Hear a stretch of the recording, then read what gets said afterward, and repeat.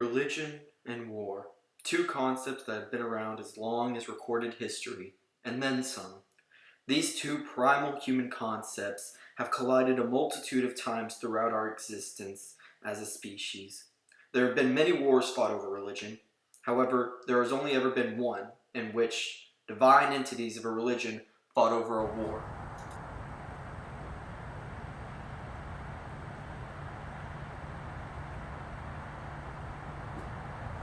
But before we get to that, we must first discuss the background of both the religion and the Wait a war. minute.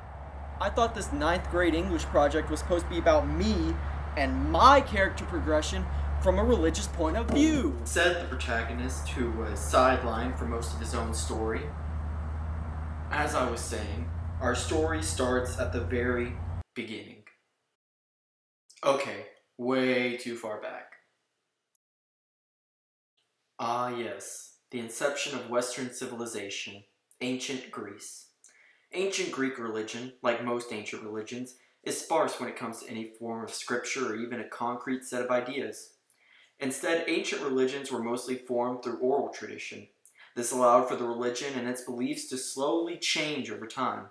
In some instances, it even allowed for new gods to be even introduced or for old gods to be replaced by new ones. Even though the loose belief system allowed for vast amounts of flexibility, it still resulted in a homogeneity in philosophy and practices concerning religion. While the average Greek did worship the gods, whether it be through sacrifice, building shrines, or plain old prayer, the Greeks did not necessarily believe that the gods were all powerful. The gods, to the Greeks, were more so characters in the story of the universe than some sort of omnipotent, divinely just being. Loser. Even though they weren't all powerful, they were still pretty powerful. Now that we've discussed the background, we can get into the religious aspect of the war. Finally. Now, why are you such in a rush, Achilles? You weren't in a rush to kill Hector. It's taken you 3.5 minutes just to explain the background.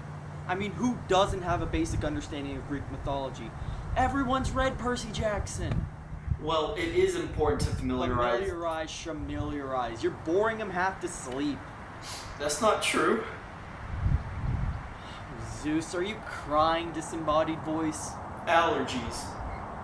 Allergies? How can a disembodied voice even have a— War is a primal concept.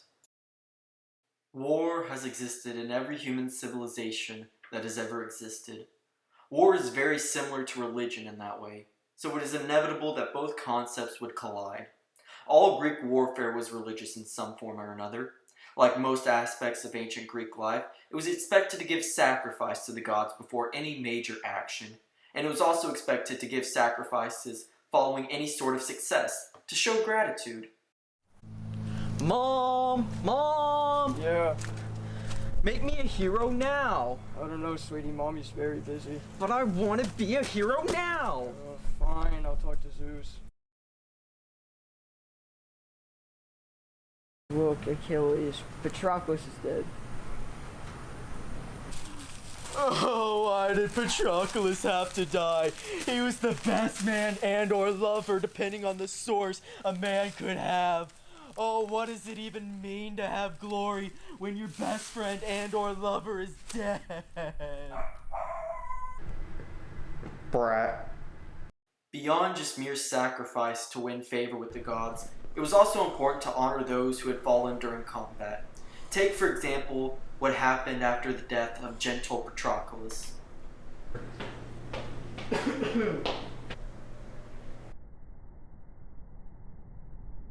Ah! Ah! Ah! Hey, it's me, Patroclus. Are you the ghost of Christmas past? I literally just said I'm the ghost of Patroclus. Christmas future. What's wrong with you? So for Christmas, I want a pony and glory. I'm Patroclus, your best friend and or lover, depending on which source you cite. Why didn't you say so? Achilles, I'm here to tell you that being a ghost sucks. Well, there go my Halloween plans. And I need you, for the love of Zeus, to bury me. So you mean you don't want these dozens of competitions in your honor? Yeah, they're not exactly fun to watch from the ghost bleeds.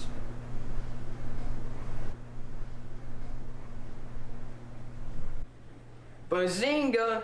I'm glad you're dead. Okay, that's fair. Anyway, just properly bury my body.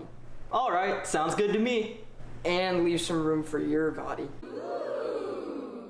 Man, you made this weird. But I'm down. And so is the tale of Achilles and his best friend and or lover Patroclus. The importance of honor, even beyond the grave, cannot be understated in the context of late Bronze Age Greece, and specifically the Iliad. The religious practices during the war were seen as instrumental to one in this life and the next. However, religion during the Trojan War concerned much more than just sacrifice and burial. It was likely thanks to the Trojan War that the twin gods Artemis and Apollo were introduced to Greek mythology. When studying ancient Greek mythology, there is a noticeable absence of the twin archer gods before the 12th century BC. It is also very likely that they were brought to the Greek religion through Asia Minor and modern-day Turkey. Following this, the Iliad might have some insight on the event that caused the assimilation of Apollo and Artemis. In the beginning book of the Iliad, we are told of how Agamemnon dishonors a priest of Apollo. In an act of revenge, Apollo sends a plague against the Aegean forces. Hey! Did you steal my daughter? Yeah, maybe I did. What are you gonna do about it? I'm gonna launch a plague against you. You and what god?